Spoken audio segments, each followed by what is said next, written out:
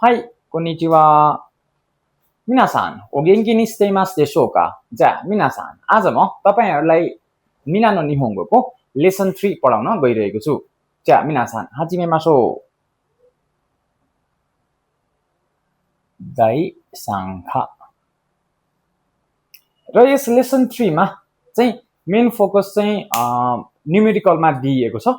Numerical कसरी चाहिँ भन्ने, जस्तै 100, 200, 230 यस्ता खालका कुराहरू चाहिँ कसरी भन्ने विषयमा छ। यो विषयमा चाहिँ थोरै म जानकारी दिन चाहन्छु है त।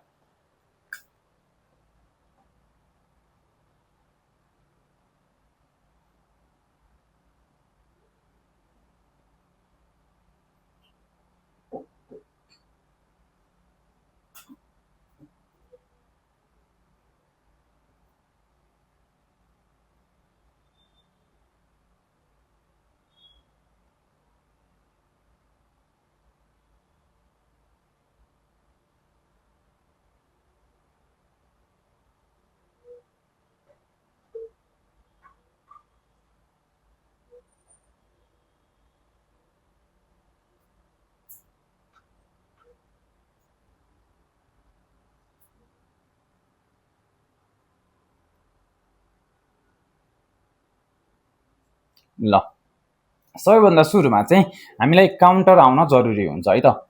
र मलाई आशा छ तपाईहरुलाई 1 देखि 10 सम्मको काउन्टर आउँछ। र यो चाहिँ 100 को काउन्टर हो है त। कसरी 100, 200 भन्ने विषयमा है त। ल, ह्याकु भनेको चाहिँ 100, निह्याकु भनेको 200, साम्ब्याकु भनेको 300, योह्याकु भनेको 400, गोह्याकु भनेको 500, रोप्प्याकु भनेको 600, नानाह्याकु भनेको 700, हाप्प्याकु भनेको 800, र क्युह्याकु भनेको 900, र सेन भनेको चाहिँ 1000। ल, मैले यिनीहरुमा चाहिँ एस्ट्रिक लगाइदिएको छु। यो एस्ट्रिक लगाएको कुराहरुलाई चाहिँ ध्यान दिनु होला, किनभने यहाँ चाहिँ प्रोनाउन्सिएसन चेन्ज हुनेवाला छ। जस्तै ह्याकु भनेर सिक्दै गर्दा ब्याकु आउँछ, त्यसपछि प्याकु आउँछ, यो कुरामा ध्यान दिनु होला। ल, ह्याकु भनेको 100, निह्याकु भनेको 200, साम्ब्याकु भनेको 300, योह्याकु भनेको 400, गोह्याकु भनेको 500, रोप्प्याकु भनेको 600, नानाह्याकु भनेको 700, हाप्प्याकु भनेको 800, अनि क्युह्याकु भनेको 900, सेन भनेको 1000 है त। ल, यो चाहिँ भयो 100 वाला काउन्टर। अब चाहिँ 1000 वाला काउन्टर पनि एकचोटी हेरिहालौं है त।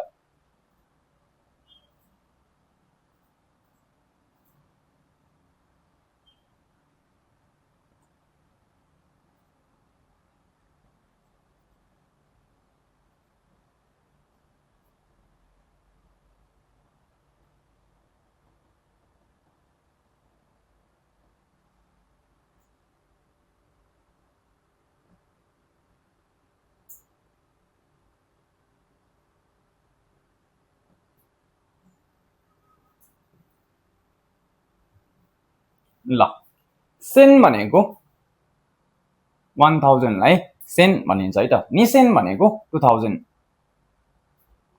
सान्जेन भनेको 3000, 3000 लाई चाहिँ सान्जेन भनिन्छ। यसमा एस्ट्रिक लगाइदिएको छु है त। यसलाई चाहिँ ध्यान दिनुपर्ने हुन्छ। ल, सान्जेन भनेको 3000, योनसेन भनेको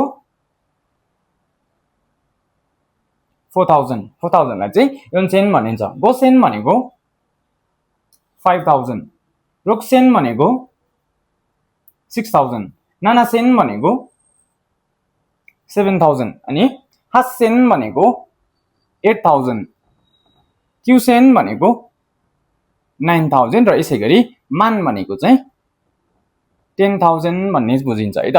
ल, यस प्रकार छ है त 1000 वाला काउन्टर चाहिँ। यसलाई चाहिँ स्क्रिनशट गर्दा पनि हुन्छ है त। ल, अब चाहिँ काउन्टिङ कसरी गर्ने भन्ने विषयमा थोरै म चाहिँ जानकारी दिन चाहन्छु है त।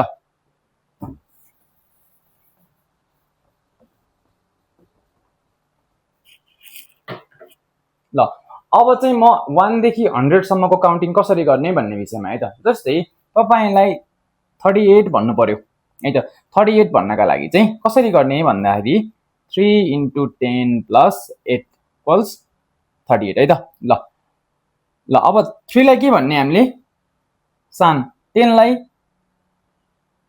ज्यू, 8 लाई हाची सानज्यू हाची भनेको 38। यसै गरी मलाई 16 भन्न मन छ। 16 भन्नु पर्यो भने चाहिँ 10 + 6 = 16 है त। 10 लाई ज्यू 6 लाई रोकु ज्यू रोकु भनेको 16। यसै गरी मलाई ल 84 भन्न मन छ भने 8 × 10 + 4 = 84 है त। अब 8 लाई के भन्ने हाची 10 लाई ज्यू 4 लाई योन है त। ल हाची ज्यू योन भनेको चाहिँ 84। यसै गरी अब 99 भन्नु पर्यो। 9 × 10 + 9 = 99। 9 भनेको क्यू ज्यू 9 भनेको फेरि क्यू क्यू ज्यू क्यू भनेको 99 हो। यसरी 1 देखि 100 सम्म चाहिँ यस प्रकारले चाहिँ यो फर्मुलाबाट गर्न सक्नुहुन्छ है त। ल अगाडि बढ्दै जाँदा अब 100 देखि चाहिँ माथि कसरी गर्ने त काउन्टिङ भन्ने विषयमा है त। 100 देखि 1000 सम्मको काउन्टिङ है त। मलाई 187 भन्नु पर्यो भने पहिला 100 8 × 10 + 7 = 187 भन्ने निस्किन्छ है त। ल 100 भनेको ह्याकु 8 भनेको हाची 10 भनेको ज्यू 7 भनेको नाना। ल ह्याकु हाची ज्यू नाना भनेको चाहिँ 187 भन्ने बुझिन्छ है त। यसै गरी 647 भन्नु पर्यो। 7 धेरै रिपिट भयो। 643 ल है त। ल 643 अब यसलाई फेरि बुन्देछु गरौँ, पार्टमा डिभाइड गरौँ। 100 लेख्ने सुरुमा है त। ल 600 + 4 × 10 + 3 = 643 भन्ने निस्किन्छ है त। ल 600 लाई के भन्छौँ हामीले रोप्याकु है। ल 4 लाई योन 10 लाई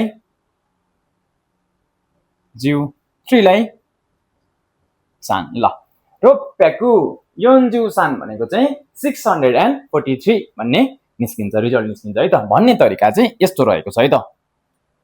ल यसै गरी अगाडि अर्को एउटा लास्ट इक्जाम्पल दिन्छु। जस्तै 800 कति भनौँ 851 ल अहिलेको लागि इक्जाम्पल हो। यो तरिकाले गर्न सकिन्छ है त। ल 800 भनेपछि सुरुमा 800 लेख्न पर्यो, त्यसपछि 5 × 10 + 1 है त। 800 लाई के भनिन्छ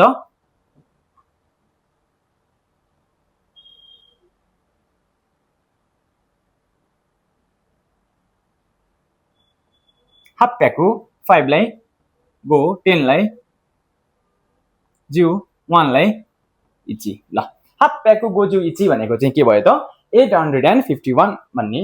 यसरी हामीले अंग्रेजीमा 851 भने जस्तै जापानिजमा चाहिँ हाफ प्याकु गो ज्यू इची भन्न सकिन्छ है त।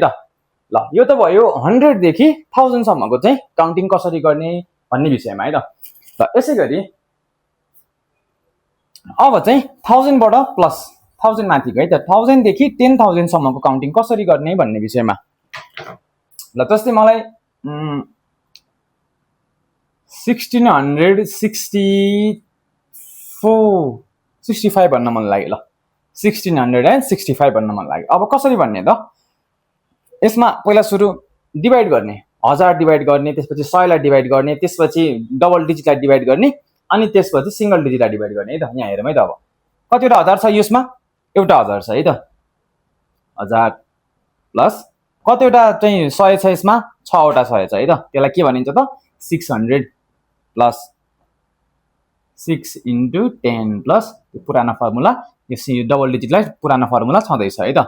हो अब यो गरे भने चाहिँ यति निस्किने भयो त 1665 निस्किने भयो त। ल 1000 लाई के भनिन्छ सेन, 600 लाई रोप्याकु, 6 लाई रोकु, 10 लाई ज्यू, 5 लाई गो। ल सेन रोप्याकु रोकु ज्यू गो भनेको चाहिँ 1665 भन्न चाहिँ अंग्रेजीमा यसरी भनिन्छ भने जापानिजमा चाहिँ सेन रोप्याकु रोकु ज्यू गो भनेको चाहिँ 1665 भन्ने हो है त। यसै गरी अर्को इक्जाम्पल हेरौँ जस्तै 3489 ल मलाई यति 3489 भन्नु छ मलाई भने मैले कसरी भन्छु जापानिजमा भने यसलाई डिभाइड गरौँ सुरुमा कतिवटा हजार छ 3400 मा 3489 मा कतिवटा 3000 हजार छ तीनवटा हजार छ है त त्यसैले 3000 प्लस अब कतिवटा 100 छ 4 वटा है 400 प्लस अब पुरानो फर्मुला छँदैछ है त 8 × 10 + 9 गर्दाखेरि 3489 निस्किन्छ है त ल हो अब यसलाई चाहिँ कसरी भन्ने त 3000 लाई के भनिन्छ ल 산젠 योनह्याकु यसलाई हाची जिउ क्यू है त ल 3489 भन्नु पर्यो भने चाहिँ 산젠 योनह्याकु हाची जिउ क्यू भन्न सकिन्छ है त यसरी गर्ने रहेछ भनेर बुझ्नु पर्यो अब लास्ट एक्जाम्पल हेरौँ 8888 बनाइदिएँ है त मैले एक्जाम्पलहरुलाई त ल अब यो 8888 मा चाहिँ कतिवटा थाउजन्ड छ त 8 वटा छ है त ल त्यसो हो भने 8000 क्लियरली लेख्नु पर्यो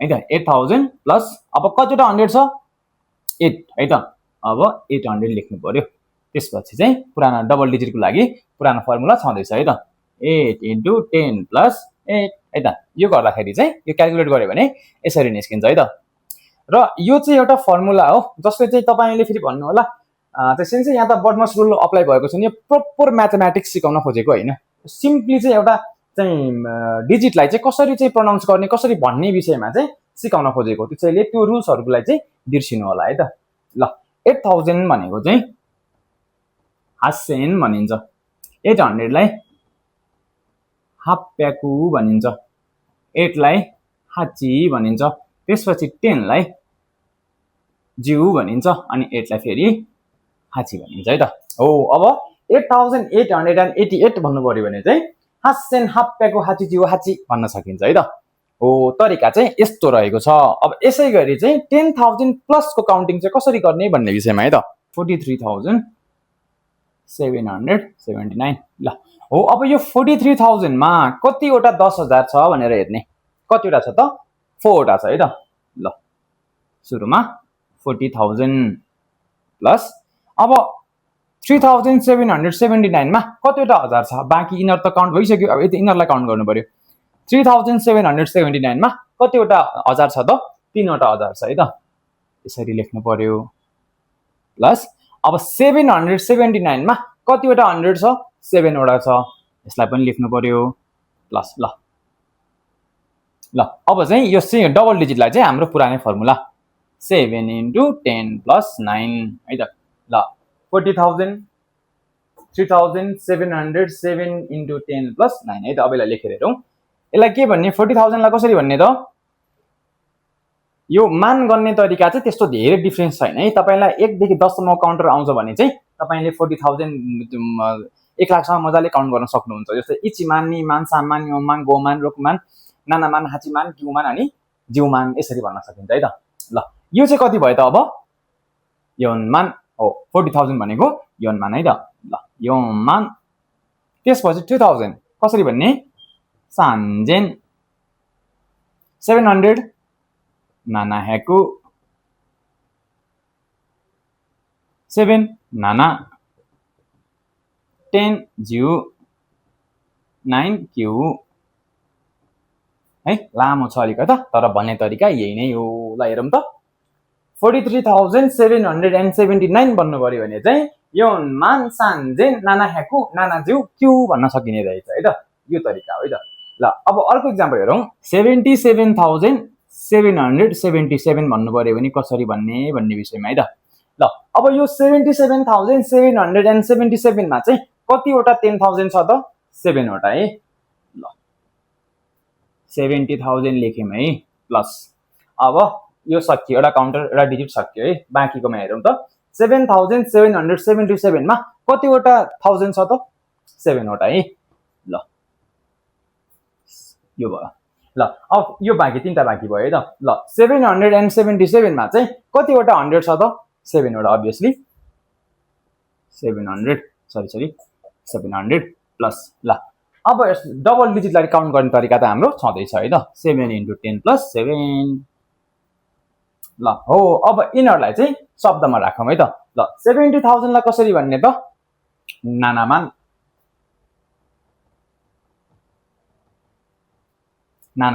है नानामान भनेको 70,000 अब 7,000 लाई कसरी भन्ने त नाना सेन 700 लाई नाना हेकु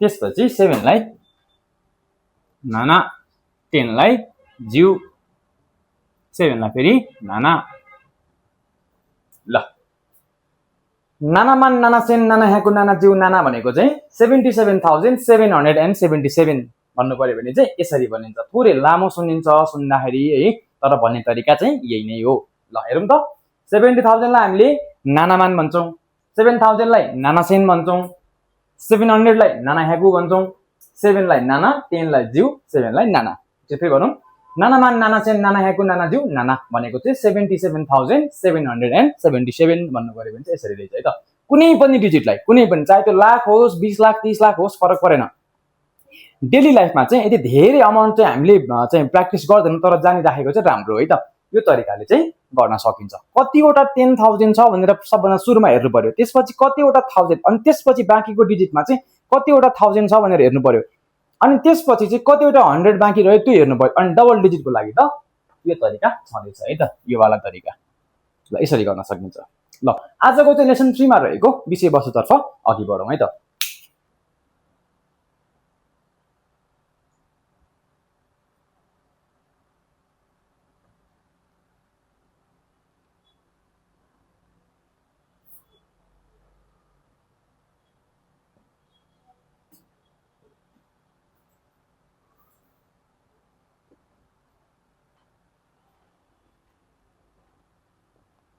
ल फर्स्टमा रहेको छ कोको सोको आसोको अनि दोको दोको भनेको चाहिँ डब्ल्युएच क्वेशन है प्रश्नवाचक शब्द कोचिरा सोचिरा अनि आचिरा त्यसपछि प्रश्नवाचक छ दोचिरा दोको र दोचिरा भनेको उस्तै हो ल अब यिनीहरूको प्रयोगको बारेमा बुझौँ है त ल कोको सोको आसोको भन्नु र कोचिरा सोचिरा आचिरा भन्नु अर्थमा अर्थ्याउनु पर्दाखेरि सेम अर्थ शेयर गर्छ तर प्रयोग भने फरक छ यसको अर्थ थोरै फरक छ है त ल कोको सोको आसोकोले चाहिँ पर्टिकुलरली स्पेसिफिक चाहिँ एउटा ठाउँलाई तोक्न खोज्छ भने कोचिरा सोचिरा आचिराले चाहिँ ठाउँलाई तोक्दैन डिरेक्सनलाई तोक्न खोज्छ है यतातिर त्यतातिर उ त्यतातिर भनेर डिरेक्सन देखाउन खोज्छ भने कोको सोको आसोकोले चाहिँ ठाउँ तोक्छ यहाँ त्यहाँ उ त्यहाँ स्पेसिफिक हुन्छ यो चाहिँ है कोको सोको आसोको प्रयोग गर्दा तर कोचिरा सोचिरा आचिरा प्रयोग गर्दाखेरि चाहिँ यिनीहरू भने कोचिरा सोचिरा आचिरा भन्नु चाहिँ एउटा आफैमा एउटा पोलाइटनेस हो है कसैलाई पनि विनम्र भएर कुनै पनि यो कोको सोको आसोको भन्नुभन्दा विनम्र हुनु पर्यो भने चाहिँ कोचिरा सोचिरा आचिराको प्रयोग गर्नुहोस् है त यसको अर्थ मैले ठ्याक्कै नेपालीमा अर्थ्याउनु पर्दा यता त्यता उ त्यता अथवा यतातिर त्यतातिर अनि उ त्यतातिर भन्ने अर्थ लाग्छ है त ल एक्जाम्पलको मार्फतबाट पनि यसलाई सम्झिने कोसिस गरौँ बुझ्ने कोसिस गरौँ है त कोको वा जुमुसियो देस सोको वा हाइशा देस आसोको वा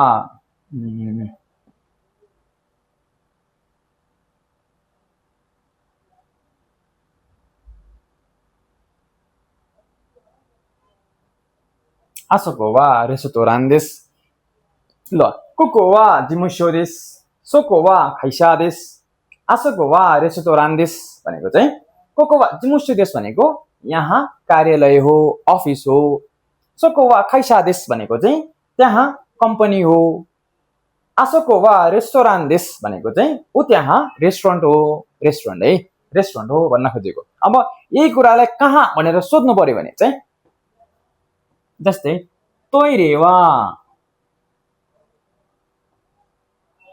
दोको देश का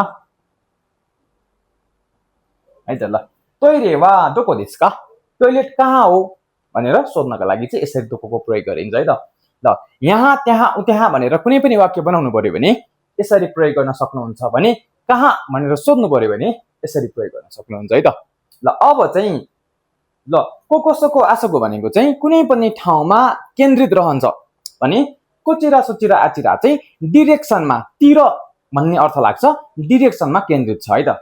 यसको नि इक्जाम्पल बनाऊ। कोचिरा वा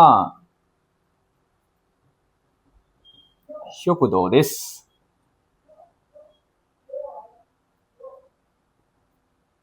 सोचिरा वा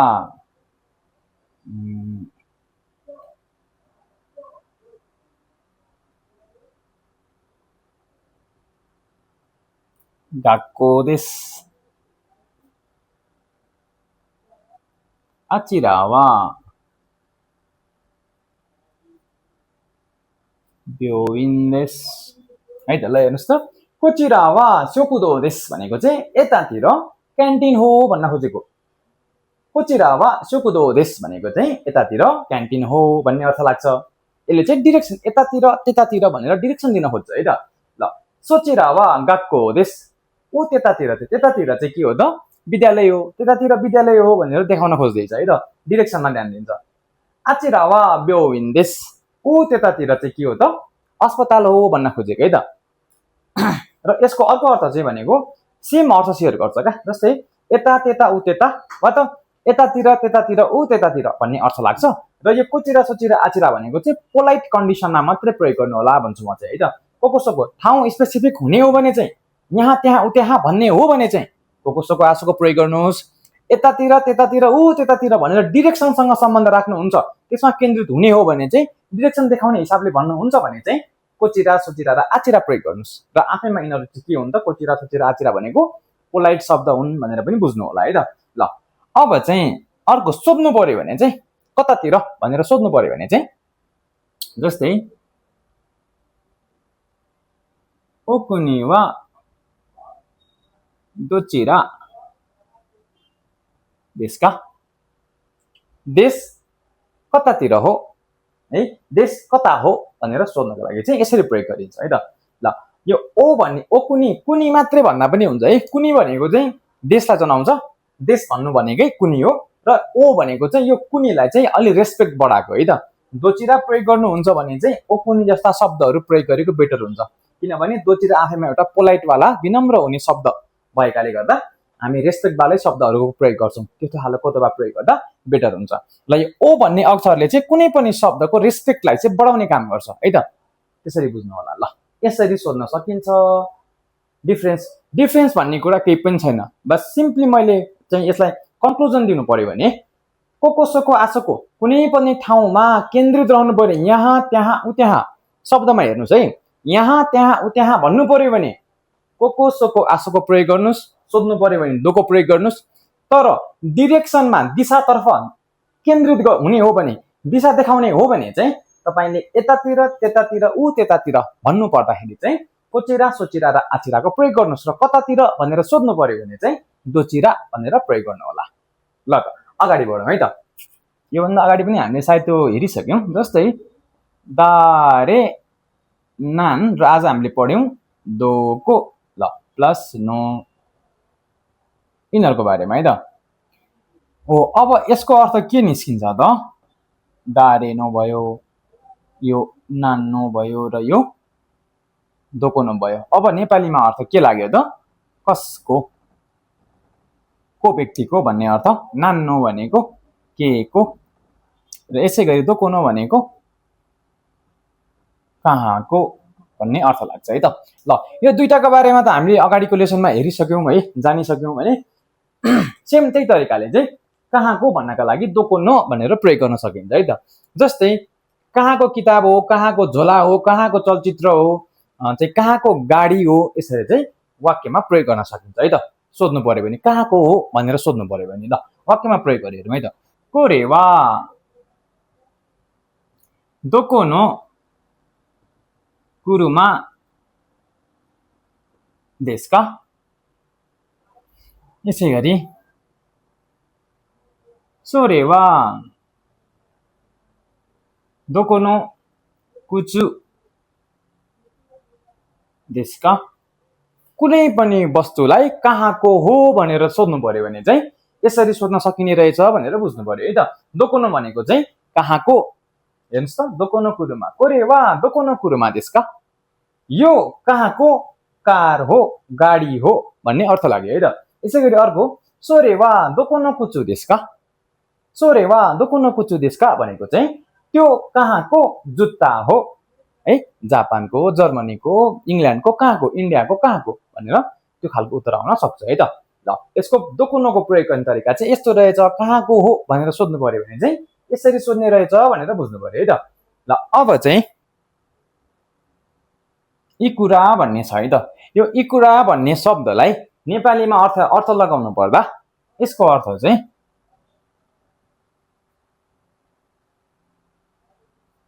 कति पर्छ भन्ने अर्थ लाग्छ है। इकुरा पनि एक हिसाबले WH क्वेसन हो भनेर बुझ्नु पर्यो है त। यसले चाहिँ पैसामै केन्द्रित रहन्छ, तर अगाडि लेसन बढ्दै जाँदा यी कुराको अरू अर्थ पनि लाग्न जान्छ। तर अहिलेको लागि चाहिँ कति पर्छ भनेर पैसामा केन्द्रित हुन्छ है त। ल यसको पनि इक्जाम्पल हेरौँ। जस्तै कोनो कुचु वा इकुरा देशका, कोनो कुचु वा इकुरा देशका, यो जुत्ता कति पर्छ, कति पैसा हो यो जुत्ताको भन्ने अर्थ निस्किन्छ। कुनै पनि वस्तुको मूल्य सोध्नु पर्यो भने चाहिँ तपाईले यसरी प्रयोग गर्न सक्नुहुन्छ है त, ठ्याक्कै यसरी नै है त। यसै गरी सोनो खासा वा इकुरा देशका है त, सोनो खासा वा इकुरा देशका, त्यो छातालाई कति पर्छ, त्यो छाताको कति हो, कति पैसा पर्छ भनेर सोध्न खोजेको है त। कुनै पनि वस्तुको मूल्य कति हो भनेर तपाईँ कति मार्केट जानुभयो, कुनै सुपर मार्केट जानुभयो भने कुनै पनि वस्तु खरिद गर्नलाई कुनै पनि वस्तुको सामान, कुनै पनि वस्तुको मूल्य चाहिँ कति हो भनेर सोध्नु पर्यो भने चाहिँ तपाईले यो हिसाबले सोध्न सक्नुहुन्छ है त। चाहे कोम्बिनी होस्, चाहे रोसन होस्, चाहे कुनै यहाँको चाहिँ सुपा होस्, देपातो होस्, कुनै पनि ठाउँमा जानुभयो भने तपाईले यसरी यो प्याटर्न यसरी चाहिँ प्रयोग गर्न सक्नुहुन्छ है त। यी कुरा भनेको चाहिँ पैसामा केन्द्रित रहन्छ, कति मूल्य हो भनेर सोध्न खोजेको। ल त मिनासान, आजको लेसन 3 मा यति नै। र आज सिकेका कुराहरूलाई चाहिँ तपाईले एकपटक घरमा पनि अभ्यास गर्नुहोला। र तपाईहरुलाई हाम्रो प्रस्तुति मन परेमा भिडियोलाई लाइक गर्नुहोस् र च्यानललाई सब्स्क्राइब गर्नुहोला।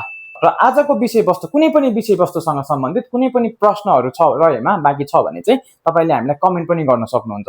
र जापान वा त जापान सम्बन्धी, जापानी भाषा सम्बन्धी कुनै पनि जिज्ञासा छ भने डिस्क्रिप्सनमा दिएको नम्बरमा कन्ट्याक्ट पनि गर्न सक्नुहुन्छ। उच्चकार समादेश, क्या माताने।